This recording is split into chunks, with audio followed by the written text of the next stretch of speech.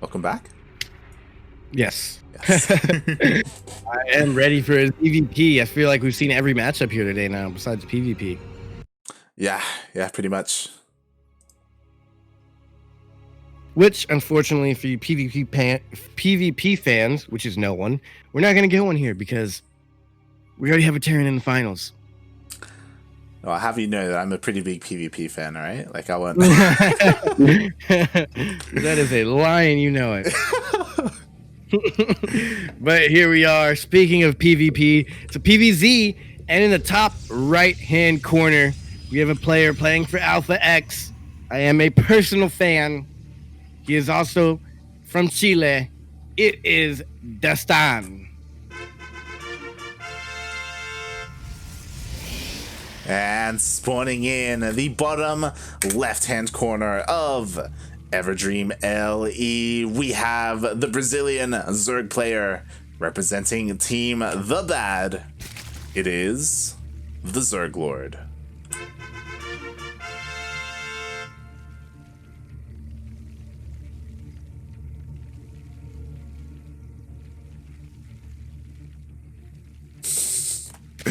I just love that logo. It's beautiful. Yeah, it looks sick. Yeah. I wish we had the Mexico flag in here for the last game, but it's all good. We'll work on it. Yeah, we'll definitely work on it. Of course, Dastan does have his Chilean flag, just unfortunately no Brazilian flag. But it's cool. Like, it's definitely something that we'll work on for the next time. Yeah.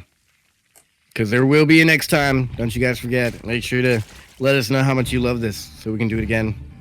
Yeah. Andy Man, being the ghost that he is, he didn't respond. God damn it. I wonder, does he actually watch? Maybe he just comes in and like donates to the match Reno and then dips out. I mean, maybe he's like working and he's just like listening in, you know? So he's not so he can't really type. Yeah. But he, I don't know. Sums up with him. He's keeping it too much of a secret. I'll probably message him soon and ask him what's up. But shout out to Andy Man for watching. And I like that Dastan went for the Enigma. I like that he went for the block on the natural there. Yeah, we see this quite often. It can be annoying, and yeah, Dastan, he does force the natural over here in the third base location. That's why you always go gas, pool, and hatch. God damn it. Yeah, now he's getting 2 queens at a time. That's good. The adept is already on the other side of the map, which is perfect because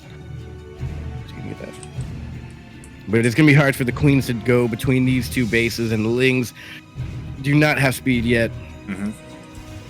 Indeed. Meanwhile, we do have a full wall off here. We do have Templar Archives, Twilight Council on the way.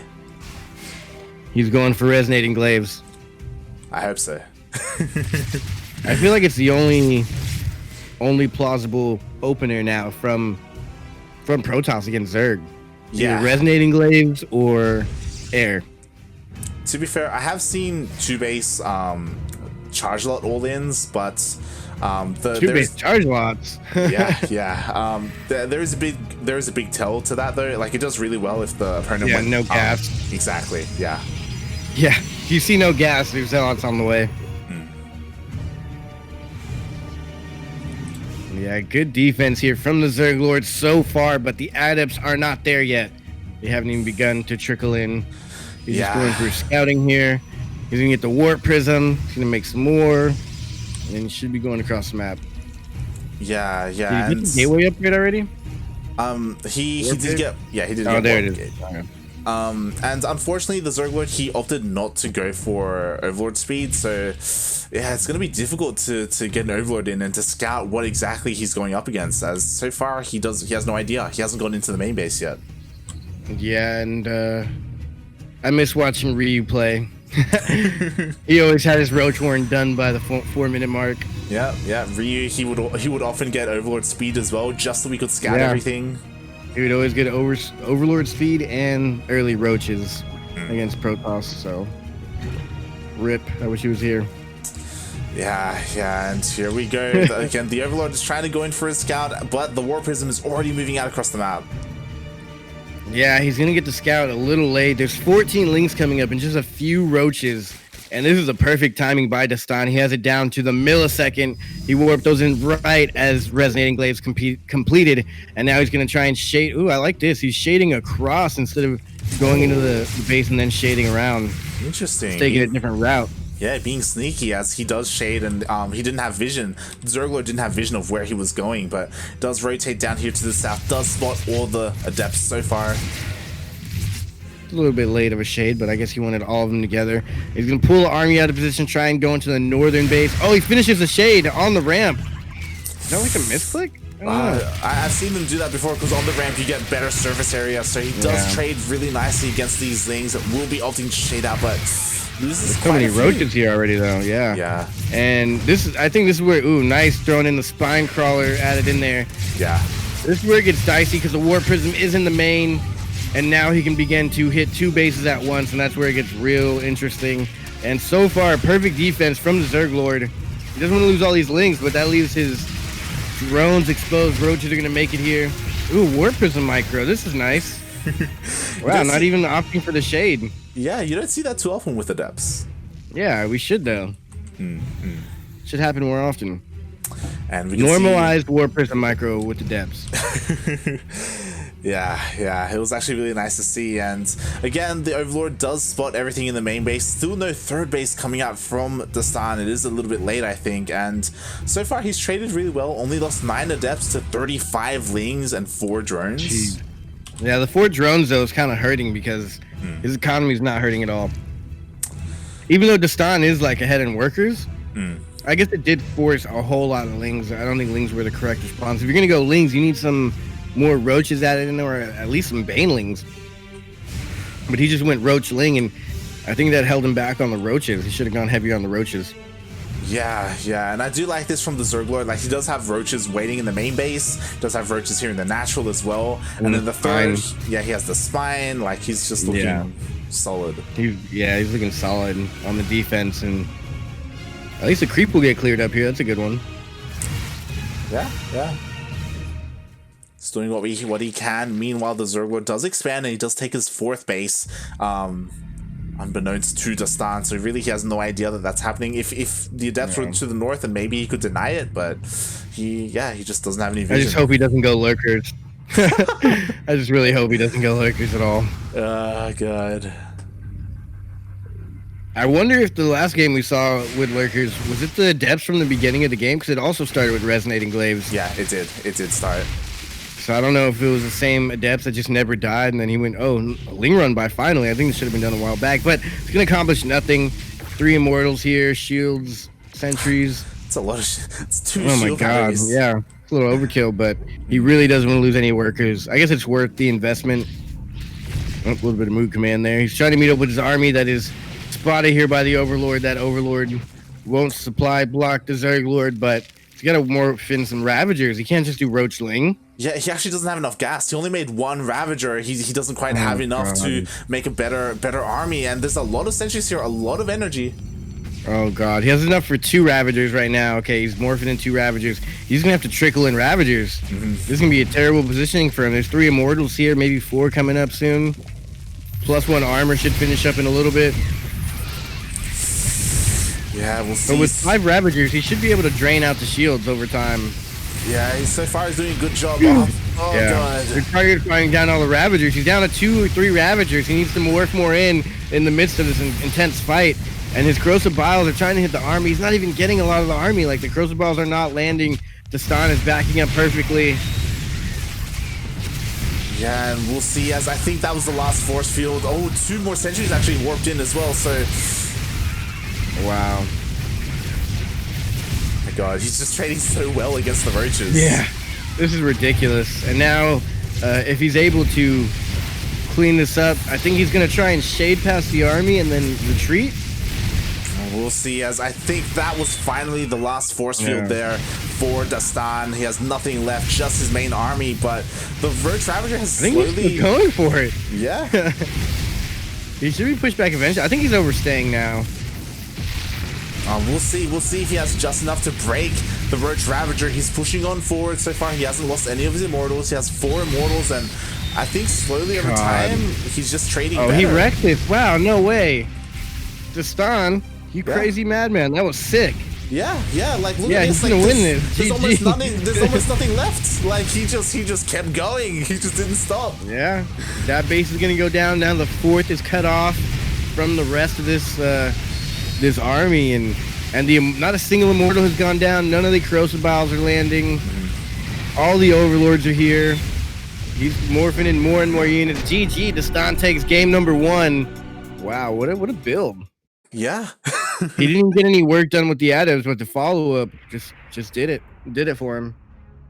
Yeah, you did see, and I think it was a little bit of a mistake there by the TheZergLord, where he just overmade roaches. He spent all of his gas, and he had a huge roach count. The problem is, when you have a lot of roaches, especially defensively, like, a lot of them, they aren't going to be dealing damage, because they don't have too much range, right, to shoot over each other, especially... Yeah, they don't have range. Yeah, and if you don't have enough Ravagers, then the force fields just do so much as well. So yeah, all the force fields did was keep the Ravagers out of range of hitting anything, but in range of being hit by the Immortals. And the Immortals were just shooting all day long. They never took any damage. All he was losing was Adepts, which is like the cheapest thing he could make. That's why he kept making Adepts and putting him in the front lines. It was super well played. Yeah. By Dastan. Dastan just ground him down, and again, the TheZergLord just didn't really have the army composition he needed. He just had too many roaches, not enough Ravagers. Yeah, I should have gone for a base trade or something. Yeah, like maybe even just giving up the 3rd and pulling his and then just trying to find a better position. Like, I don't know, fighting in that choke point was just so difficult for him. Yeah.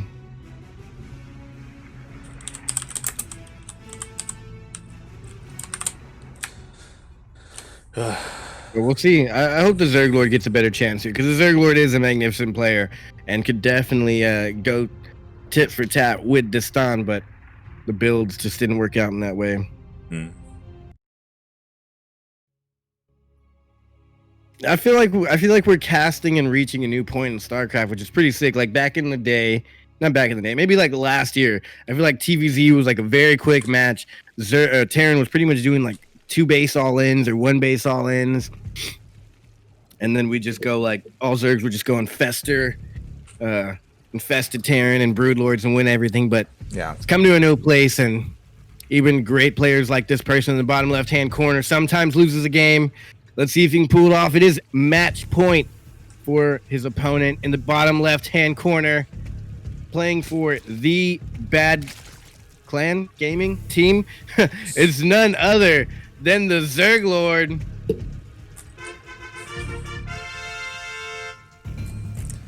And spawning in the top right-hand corner of Eternal Empire LE, we have the Chilean Protoss player representing Alpha X. It is Dastan.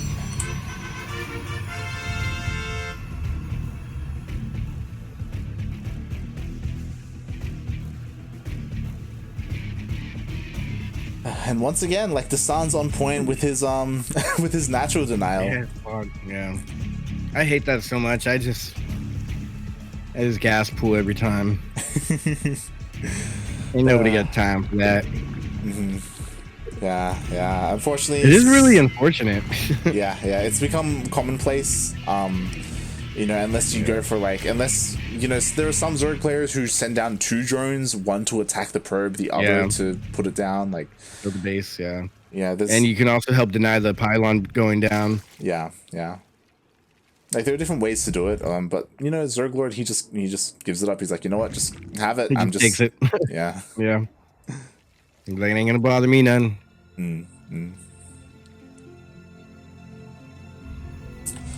And yeah, we'll see how this game will go. We'll see. Do you think Dastan is gonna, on Eternal Empire, do you think he's gonna go Adepts or Stargate? I feel like Stargate is good on this one, just because the 3rd and the main are aligned perfectly, especially for some oracles, especially when you deny the 2nd, the natural being in the natural position is now an unnatural natural. And his 3rd base is gonna have all the drones on it. Yeah. Oh, he does go Stargate. He did it. Yeah, that's a good call. Yeah, 100%. Like, but Dastan should also know. I mean, the TheZergLord. I'm sorry. He should know what's up here. Yeah, he should know that this is the more likely option. And again, I do like this from Dastan. I agree. I think Phoenixes can do a lot more, or even Oracles can deal a lot more damage on a map like this. And because it's so large, you can get away with it as well. Sometimes the big issue with going Stargate Opener is like maybe you don't have too much to defend, but because the rush distance is so long, like you have plenty of time to throw down shield batteries and stuff like that anyway. And I feel like with the new shield battery upgrade, you can hold a lot less. Yeah, definitely. You pretty much have like a one get out of jail free card. Wow, he didn't even put the gate in the wall. That's crazy. A Ling all in would have ended this right there. Yeah, and as I said, Ling all in, we see 6 roaches coming up. Yeah, like we were just talking about this. So part of being greedy like this is a lot of Protoss players they make their second gateway here, but he skipped his gateway just to get an earlier earlier Stargate. Yeah, I mean he knew because he had a worker across the map that was checking things out early on that there wasn't a link flood, but that's still very risky. And now with this push out from the ZergLord, it's gonna have to force Dastan to stay home with his Oracle. Oh my god. And there's no shield battery. Nothing in the gate. Oh no. There's one adept. Yeah, there's no shield battery. Oh the my secondary god. wall is gonna go up in time. It's gonna Oh my god. That was so close. That was barely. But when these roaches get here, this is pretty much an all-in, and the Overlord, not the Overlord, that thing. The Observer. Oh the Oracle. The Oracle. Jesus, man. Can't talk today. My brain is working backwards. Yeah, there is a second Oracle here, and it's doing some damage, but still, that Oracle is doing nothing across the map at all. I think he knows it's just about over. He's just spinning the Oracle around, not even trying to recall to save it. He's not doing anything to save it. And as these probes go down, there's not going to be much left here for Dastan to even try and make something out of if he is able to survive. Yeah. He should be focused firing down the Ravagers, but that's not going to help. He did recall. GG is called, and now we're going into game number 3. The ace match.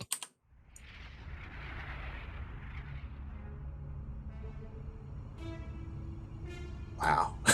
That was sick, man. That was a good one. Nothing like a good old-fashioned rush. That was good. That was good. And yeah, Dastan, he just wasn't ready for it. He didn't pull back his Oracle either, his first Oracle, which he like seeing all those things should have like triggered something, right? Like it should have been, there's a lot coming. And yeah, he just didn't have enough. He didn't have a shield battery either. Like they didn't even finish by the time he GG'd out. Like there was. Yeah, that was the worst part. He didn't put down a safety shield battery. He was just being like that's what we were talking about in the beginning. Like you can be greedy, but if you got one shield battery, like you can pretty much save anything. You can one get out of jail free, and nothing can really die. And a single stalker could hold that whole army off with the shield battery there, but. He was being super greedy, barely put the gate down in time, he didn't even get a shield battery out. Yeah. He was being absolutely as greedy as possible. And it wasn't even really just for the Oracles to get out, but really for his worker count. He had 34 workers, and the ZergLord had 26 or 23 to 35. So he was just super greedy on joining up, and the ZergLord somehow recognized it and was able to pull it off. I think that map also... It's not the longest rush distance, but it feels kind of short when you have speedlings there. So the roach speedling timing was pretty good there from him. And let's see if he can pull it off here. It is pretty much a match point here. Not pretty much. It is. And they are now tied 1-1 in the bottom left-hand corner, representing the Bad Gaming. It is the crazy red Zerg. It is the ZergLord.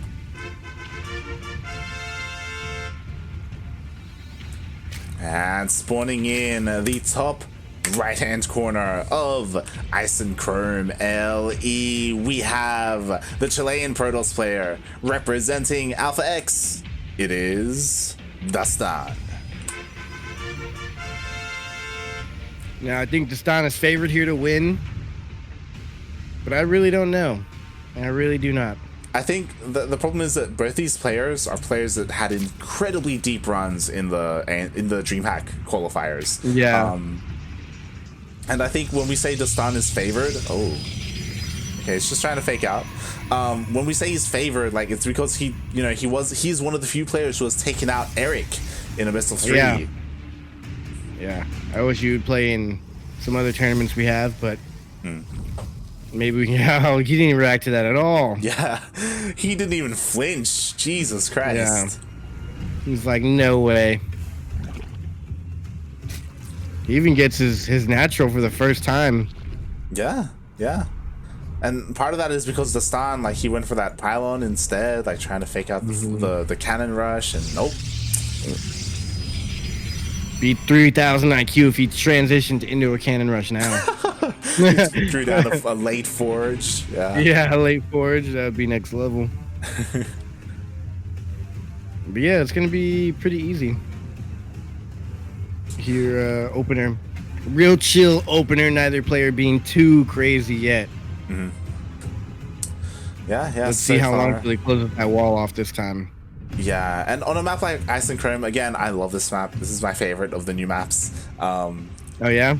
Yeah. It's just Why is that? Well, we saw like the long TVT earlier, right? It's like Eternal Empire, where we see a lot of macro games, except it's white. You know, it's ice. Yeah. Oh man, that TVT was long though, man. Not that it's a bad thing, but I would hate to play this as a Terran because you know you're geared up for a very long match. True. But yeah, it is a good map. It is a good map.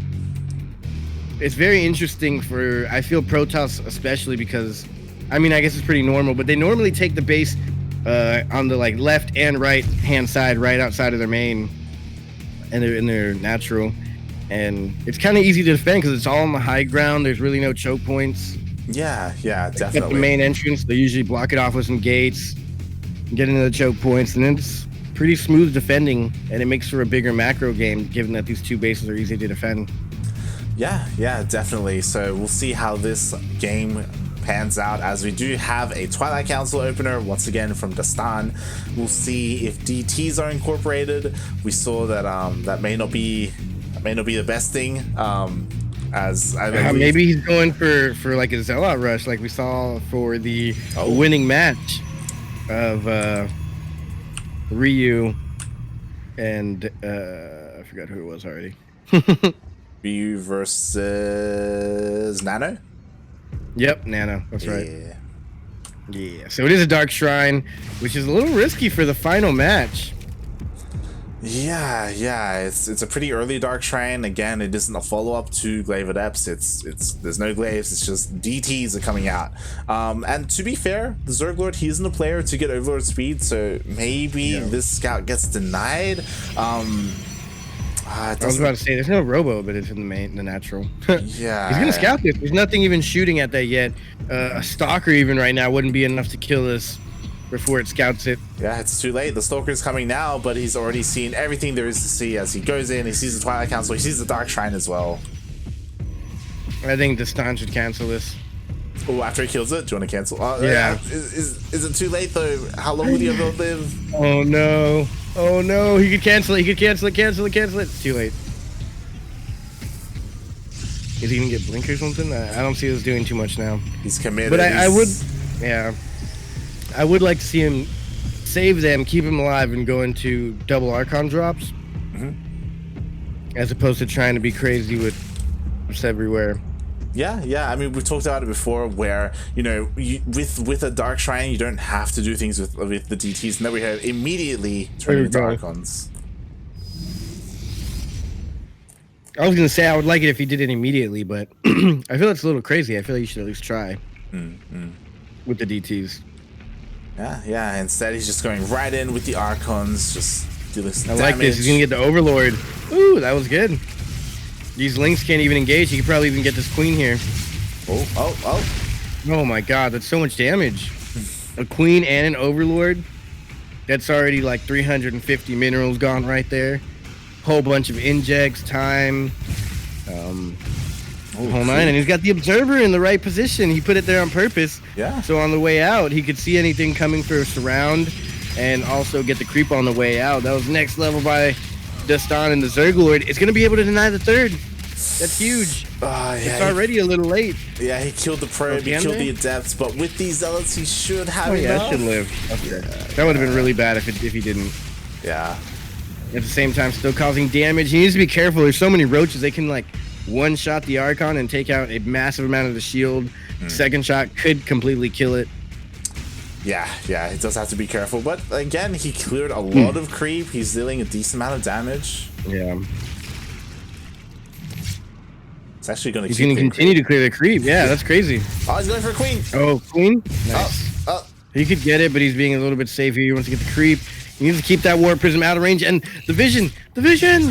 No! That's so bad. Now he can't clear any more creep. He's going to have to stop production of his Immortals. Oh my god, more Lings forcing a Warp and back at home. No Zealot legs yet, surprisingly, even though there's a lot of Zealots here. Yeah, there's quite a few Zealots, but so far we haven't seen a single upgrade out of the Twilight Council. Yeah, he's actually skipping getting more vision and just continuing the Immortals. Now he gets Zealot legs, producing more and more Immortals. This is going to be a good push. Zealot legs and Immortals can do damage mixed in with some Archons. Yeah, it does really well. It does really well against Roach Ravager. Oh my god. He's liking the Sentry combo. Yeah. There's a lot of Sentries as well. But I do really like this from the ZergLord. He does have a Baneling Nest already on the way.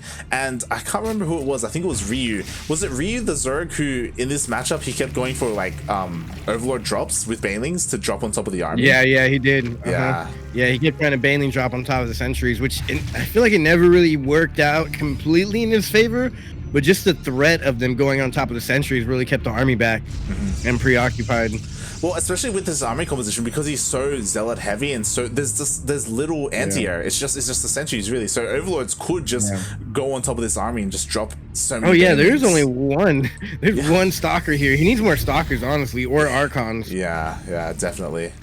He's getting more Zealots. I don't like this because Sentries are meant to wall your opponent off, and Zealots kind of need contact. Well, the problem is there's no Banelings ready. Like there's just Ling, Roach, Ravager. None of the Banelings are ready, and oh my god, we're back in this kind of position again.